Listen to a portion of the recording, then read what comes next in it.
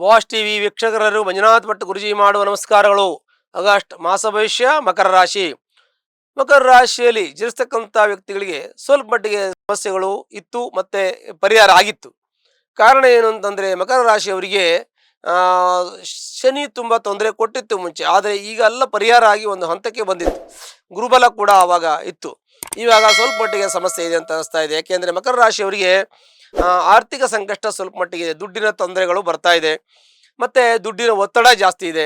ಕೆಲವು ಜನಕ್ಕೆ ತಾವು ಸಾಲಗಳನ್ನ ಕೊಡಬೇಕಾಗಿದೆ, ಅದು ಕೊಡಕ್ಕಾಗ್ತಾ ಇಲ್ಲ. ಅವರು ಫೋನ್ ಮಾಡ್ತಾರೆ, ನಿಮಗೆ ಕೊಡಿ ಅಂತ ಕೇಳ್ತಾರೆ, ಮತ್ತೆ ಬೇಗ ಕೊಡಿ, ನಮಗೆ ತೊಂದರೆ ಇದೆ ಅಂತ ಹೇಳ್ತಾರೆ. ಅದರಿಂದ ನಿಮಗೆ ತುಂಬಾ ಮಾನಸಿಕವಾಗಿ ತೊಂದರೆ ಆಗಿದೆ, ಮಾನಸಿಕ ಅಸಮಾಧಾನ ಆಗಿದೆ.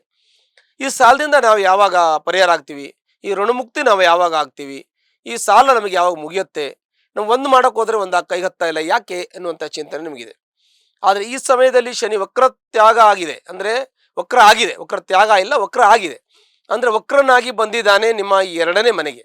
ನಿಮ್ಮ ರಾಷ್ಟ್ರಾಧಿಪತಿ ಧನಸ್ಥಾನಾಧಿಪತಿ ಧನಸ್ಥಾನಕ್ಕೆ ಬಂದಿದ್ದಾನೆ ವಕ್ರಾಗಿ. ಹಾಗಾಗಿ ನಿಮ್ಗೆ ಯಾವ್ದಾವ್ದೆಲ್ಲ ಬ್ಯಾಲೆನ್ಸ್ ಇರುತ್ತೆ, ನೀವು ಯಾರಿಗೆ ಕೊಡಬೇಕು, ಯಾರು ಬರಬೇಕು, ಅವೆಲ್ಲ ಈಗ ಬರುವಂಥ ಯುಗ ಇದೆ. ಸ್ವಲ್ಪ ಪ್ರಯತ್ನ ಪಡಿ, ನಿಮ್ಮ ಕೆಲಸ ಕಾರ್ಯಗಳು ಇವಾಗ ನೆರವೇರುತ್ತೆ. ನಿಮ್ಮ ಧನಸ್ಥಾನಕ್ಕೆ ಗುರುದೃಷ್ಟಿ ಇದೆ, ಅಂದ್ರೆ ಎರಡನೇ ಮನೆ, ಮಕರ ರಾಶಿಗೆ ಎರಡನೇ ಮನೆ, ಕುಂಭಕ್ಕೆ ಗುರುದೃಷ್ಟಿ ಇದೆ.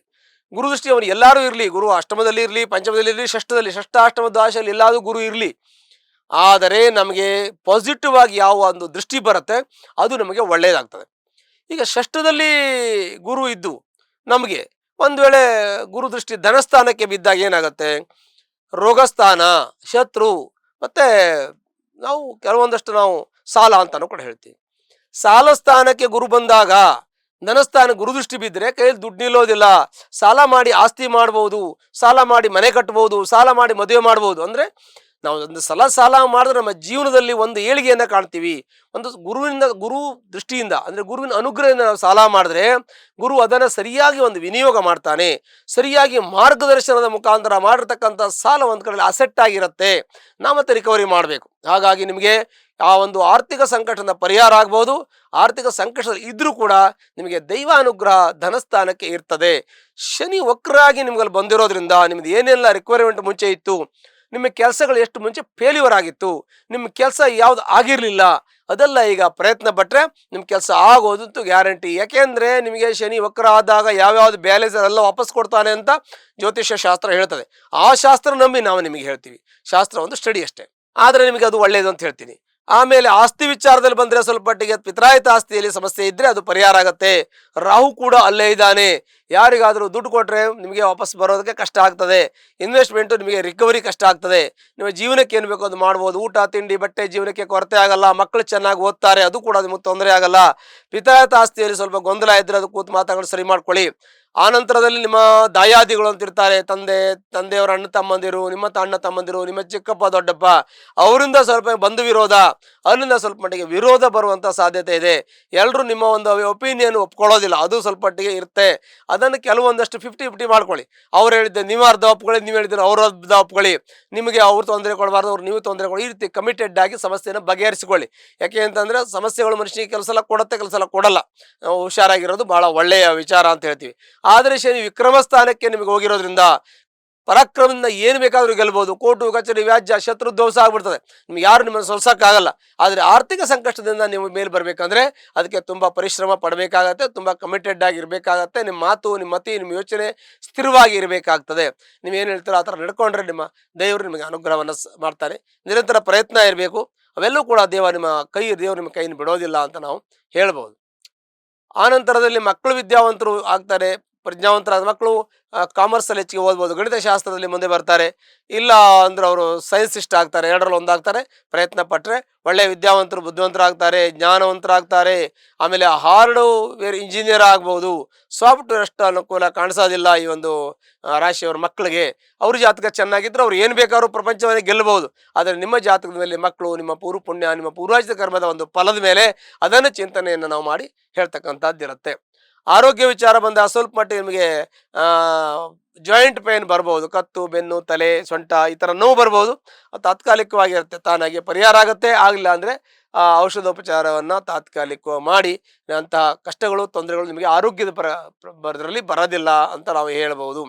ದಾಂಪತ್ಯದಲ್ಲಿ ಸ್ವಲ್ಪ ಮಟ್ಟಿಗೆ ರಗಳೆ ಇದ್ರೂ ಕೂಡ ದಾಂಪತ್ಯ ಚೆನ್ನಾಗಿದೆ. ಒಂದು ವೇಳೆ ಜಾತಕ ಚೆನ್ನಾಗಿಲ್ಲ ಅಂದ್ರೆ ತೊಂದರೆ ಬರುತ್ತೆ, ಪರಿಶೀಲನೆ ಮಾಡ್ಕೊಳ್ಳೋದು ಬಹಳ ಉತ್ತಮ. ಉದ್ಯೋಗದಲ್ಲಿ ಯಶಸ್ಸು, ಕೀರ್ತಿ, ಲಾಭ ನೀವು ಸಿಗಬೇಕು ಅಂತ ತುಂಬಾ ಹೋರಾಟ ಇದೆ ನಿಮಗೆ. ಜೀವನದಲ್ಲಿ ತುಂಬಾ ನೀವು ಕಷ್ಟಪಟ್ಟಿದ್ದೀರಾ, ಮೇಲ್ ಬಂದಿದ್ದೀರಾ, ಒಂದು ಸ್ಥಾನಕ್ಕೆ ಬರಬೇಕಂದ್ರೆ ತುಂಬಾ ಪರಿಶ್ರಮ ಇದೆ ನಿಮ್ಮದು. ನಿಮ್ಮ ಕುಟುಂಬದ ಪರಿಶ್ರಮ ಕೂಡ ಇದೆ. ಹಾಗಾಗಿ ನಿಮಗೆ ದೇವರ ಅನುಗ್ರಹ ಇದೆ, ಒಳ್ಳೇದಾಗ್ತದೆ. ಒಂದು ವೇಳೆ ಉದ್ಯೋಗದಲ್ಲಿರ್ತಕ್ಕಂಥವ್ರು, ಸರ್ಕಾರಿ ಉದ್ಯೋಗದಲ್ಲಿರ್ತಕ್ಕಂಥವ್ರಿಗೆ ಒಳ್ಳೇದಿದೆ, ಅದು ಕೂಡ ಒಳ್ಳೆಯದೇ. ಮತ್ತೆ ವೃತ್ತಿಯಲ್ಲಿರ್ತಕ್ಕಂಥವರಿಗೂ ಒಳ್ಳೆಯದಿದೆ. ಕಾರ್ಮಿಕ ವರ್ಗದಲ್ಲಿರ್ತಕ್ಕಂಥವರಿಗೆ ಸ್ವಲ್ಪ ಮಟ್ಟಿಗೆ ಆರ್ಥಿಕ ಸಂಕಷ್ಟಕ್ಕೆ ಒಳಗಾಗ್ಬೋದು, ಉದ್ಯೋಗದಲ್ಲಿ ಸ್ವಲ್ಪ ಹಿನ್ನಡೆ ಉಂಟಾಗ್ಬೋದು. ಅದೆಲ್ಲವೂ ಕೂಡ ಸ್ವಲ್ಪ ಮಟ್ಟಿಗೆ ತಾಳ್ಮೆಯಿಂದ ಇದ್ದು ಒಳ್ಳೆ ಸಮಯ ಬಂದಾಗ ತೆಗೆದುಕೊಳ್ಳಿ. ಯಾವಾಗಲೂ ಕೆಟ್ಟದ್ದಿರೋದಿಲ್ಲ. ಇವತ್ತು ಚೆನ್ನಾಗಿಲ್ಲ ಅಂದ್ರೆ ನಾಳೆ ಚೆನ್ನಾಗಿರ್ತದೆ, ನಾಡ್ದು ಏನೋ ಸಮಸ್ಯೆ ಬಂದು ಅಚ್ಚೆ ನಡೆದು ಪರಿಹಾರ ಆಗ್ತದೆ. ಹಾಗೆ ಯಾವುದೂ ಸ್ಥಿರವಾಗಿರೋದಿಲ್ಲ. ಪ್ರಪಂಚ ನಿಯಮವೇ ಬದಲಾವಣೆ. ಹಾಗಾಗಿ ಪ್ರಪಂಚದಲ್ಲಿ ಯಾವಾಗಲೂ ಬದಲಾವಣೆ ಆಗ್ತಾ ಇರ್ತದೆ, ಪರಿವರ್ತನೆ ಆಗ್ತಾ ಇರ್ತದೆ, ಚಿಂತನೆ ವ್ಯತ್ಯಾಸ ಆಗ್ತಾ ಇರ್ತದೆ, ಕಾಲ ವ್ಯತ್ಯಾಸ ಆಗ್ತದೆ. ಒಂದೊಂದು ಕಾಲಘಟ್ಟದಲ್ಲಿ ಪ್ರಾಕೃತಿಕವಾಗಿ ಮನುಷ್ಯನ ಜೀವನ, ಜನಜೀವನ ಎಲ್ಲ ಬದಲಾವಣೆ ಆಗ್ತದೆ.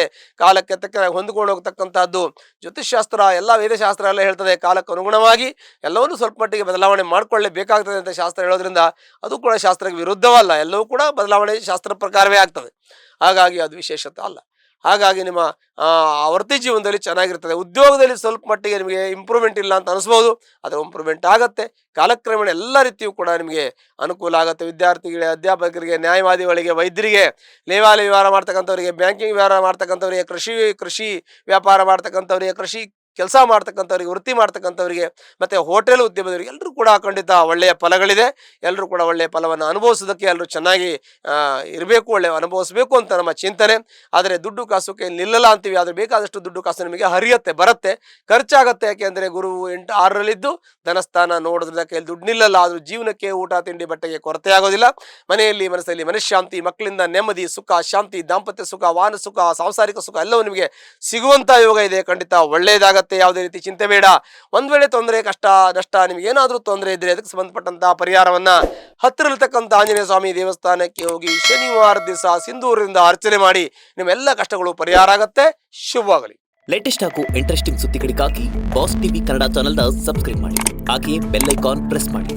ಇದರ ಜೊತೆಗೆ ಫೇಸ್ಬುಕ್, ಇನ್ಸ್ಟಾಗ್ರಾಮ್, ಎಕ್ಸ್ ನಲ್ಲೂ ಮಿಸ್ ಮಾಡದೆ ಫಾಲೋ ಮಾಡಿ.